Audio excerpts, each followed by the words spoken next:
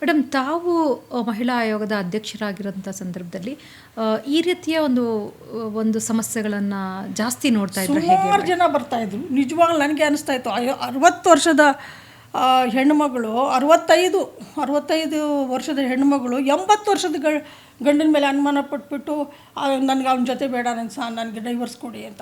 ಅದು ಏನು ಸಾಮಾನ್ಯ ಅಲ್ಲ. ಅವ್ನು ಡಾಕ್ಟ್ರು, ಗೌರ್ಮೆಂಟ್ ಹಾಸ್ಪಿಟಲ್ ರಿಟೈರ್ಡ್ ಆಗಿರುವಂಥ ಡಾಕ್ಟ್ರು ಅಂತ. ಅವನ ಮೇಲೆ ನನಗೆ ಬೇಕಾಗಿಲ್ಲ, ಅವನು ಯಾರ್ದೋ ಜೊತೆ ಸಂಬಂಧ ಇದೆ. 80 ವರ್ಷ. ಈಕೆಗೆ ನೋಡಿದರೆ 67-68 ವರ್ಷ.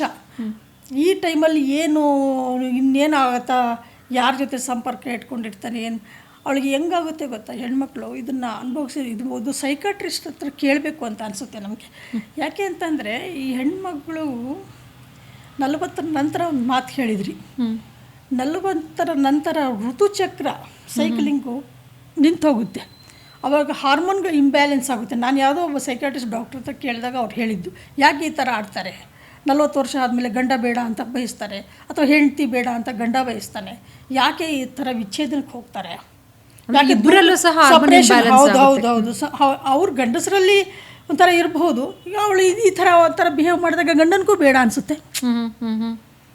ಅವಳ ವರ್ತನೆಗಳಿಂದ ಗಂಡನಿಗೂ ಬೇಡ ಅನಿಸಬಹುದು. ಆ ಥರ ಸಂದರ್ಭದಲ್ಲಿ ಯಾಕೆ ಅಂತ ಕೇಳಿದಾಗ ಈ ಹಾರ್ಮೋನ್ ಇಂಬ್ಯಾಲೆನ್ಸಿಂದ ಹೆಣ್ಮಗಳು ಒಂಥರ ಲೋನ್ಲಿನೆಸ್ ಕಾಡುತ್ತೆ ಅವಳಿಗೆ. ಈಗ ಮಕ್ಕಳು ಫಾರಿನ್ಗೆ ಹೊರಟೋಗಿರ್ತಾರೆ, ಕೆಲವು ಮಕ್ಕಳಿರೋದಿಲ್ಲ, ಮಕ್ಕಳು ಇದ್ದರೂ ಪ್ರಯೋಜನ ಇಲ್ಲ.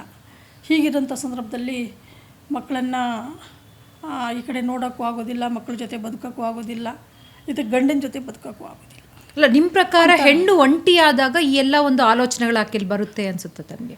ಖಂಡಿತ ಬರುತ್ತೆ. ಅದು ಯಾವ ರೀತಿ ಮಿತಿ ಮೀರಿ ಹೋಗುತ್ತೆ ಅನ್ನೋದಕ್ಕೊಂದು ಉದಾಹರಣೆ ಹೇಳ್ತೇನೆ. ಆ ಡಾಕ್ಟ್ರ್ ಹೆಂಡ್ತಿ ಹೇಳಿದ್ನಲ್ಲ, ಆಕೆಗೆ ಏನಾಗ್ತಿತ್ತು ಅಂತಂದರೆ ಮೈಯೆಲ್ಲ ಕಡ್ತ, ಕೆರೆಯೋದು ಆ ಥರ.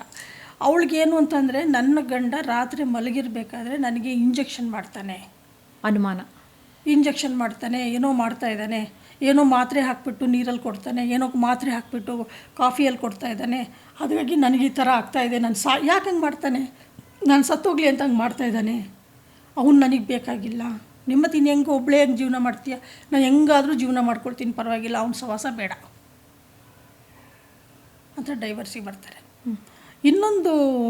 ಒಂದು PWDರಲ್ಲಿ ಎಂಪ್ಲಾಯ್ ಅವಳು, ಪಾಪ ಮಂಗಳೂರು ಕಡೆ ಅವಳು, ತುಂಬ ಬಡತನದಲ್ಲಿ ಇರೋವಂಥ ಹೆಣ್ಮಗಳು. ಪಾಪ ಆಕೆನ ಮದುವೆ ಮಾಡ್ಕೊಂಡು ಬರ್ತಾರೆ. ಆಕೆ ತಂದೆ ತಾಯಿಗಳು ಯಾರಿಗಿರೋದಿಲ್ಲ. ಆತ ಒಂದು ಪ್ರೈವೇಟ್ ಕಂಪ್ನಿನಲ್ಲಿ ಕೆಲಸ ಮಾಡ್ತಾಯಿದ್ದಾನೆ. ಅವಳಿಗೆ ಯಾಕೆ ಆ ಥರ ಆಯಿತು ಅಂತ ಗೊತ್ತಿಲ್ಲ. ನನ್ನ ಹತ್ರ ಬಂದಳು, ಇಲ್ಲ ನನ್ನ ಗಂಡ, ನನಗೊಂದು ಮಗಳಿದ್ದಾಳೆ, ನನ್ನ ಗಂಡ ಸರಿ ಇಲ್ಲ.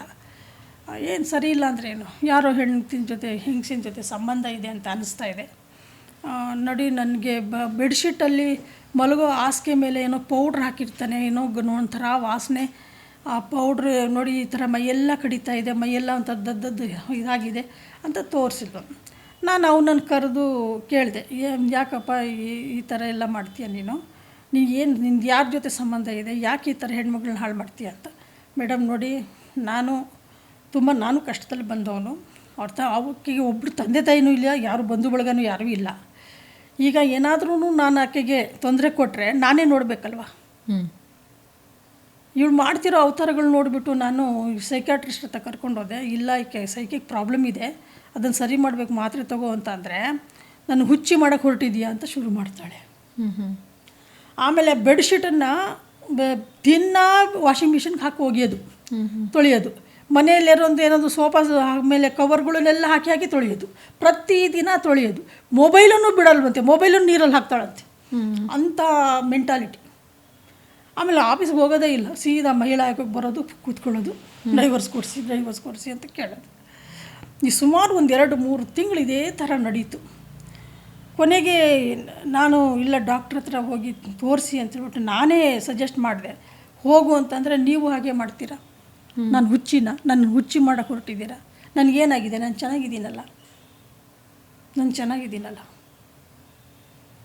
ಅಂತ. ಕೊನೆಗೆ ಅವನು, ಇಲ್ಲ ಮೇಡಮ್, ನಾನು ಆ ಮನೆ ಚೇಂಜ್ ಮಾಡಿಬಿಡ್ತೀನಿ, ಅವಳಿಗೇನೋ ನನ್ನ ಅನುಮಾನ ಬರ್ಬೋದು ಅಂತ ಮತ್ತೆ ಮನೆ ಚೇಂಜ್ ಮಾಡಿದರು. ಮನೆ ಚೇಂಜ್ ಮಾಡಿದ್ರೂ ಸಹ ಅದೇ, ಮತ್ತೆ ಪೌಡ್ರ್ ಹಾಕ್ತಾನೆ, ಅದು ಹಾಕ್ತಾನೆ, ಇದು ಹಾಕ್ತಾನೆ. ಮತ್ತು ಪೊಲೀಸ್ನವ್ರಿಗೆ ಕಳಿಸ್ಕೊಟ್ಟೆ. ಪೊಲೀಸ್ ನೋಡಿ, ಅಲ್ಲಿ ಏನಾದರೂ ಏನೋ ವಾಸನೆ ಬರ್ತಾಯಿದೆ ಅಂತೆ, ಒಂದು ಲ್ಯಾಬಿಗೆ ಕಳಿಸಿ ನೋಡೋಣ, ಅದೇನು ಪೌಡ್ರ್ ಇದೆ ನೋಡೋಣ ಅಂತ. ಏನೂ ಇಲ್ಲ, ಏನೂ ಇಲ್ಲ. ಆದರೂ ಸಹ ಅವಳಿಗೆ ಒಂಥರ ಇದು. ಆಮೇಲೆ ಡಾಕ್ಟ್ರ್ ಹೇಳ್ತಾರೆ, ಇಲ್ಲ ಹಾರ್ಮೋನ್ ಇನ್ಬ್ಯಾಲೆನ್ಸ್ ಅದು ಹೆಣ್ಮಕ್ಳು ಈ ಥರ ಆಗ್ತಾರೆ, ಅದೇನೋ ಅಂತ ಅವಳಿಗೆ ಒಂಥರ ಇದು ಲೋನ್ಲಿ ಫೀಲಿಂಗ್ ಇದೆ ಆ ಥರ ಅಂತ. ಇದಕ್ಕೆ ಇಂತಹ ಪರಿಸ್ಥಿತಿ ಬಂದಾಗ ನಾವು ಯಾವ ರೀತಿ ಡೈವರ್ಸ್ ಕೊಡೋಕ್ಕಾಗುತ್ತೆ, ಯಾವ ರೀತಿ ತಗೋಬೇಕು ನಾವು ಅದನ್ನು ಅನ್ನೋದೇ ಗೊತ್ತಾಗೋದಿಲ್ಲ. ಓಕೆ. ಆದರೆ ಅಂಥದ್ರ ಜೊತೆಗೆ ಇರಬೇಕು, ಬದುಕಲೇಬೇಕು, ಪರಿಸ್ಥಿತಿ ಬೇರೆ ರೂಟೇ ಇಲ್ಲ.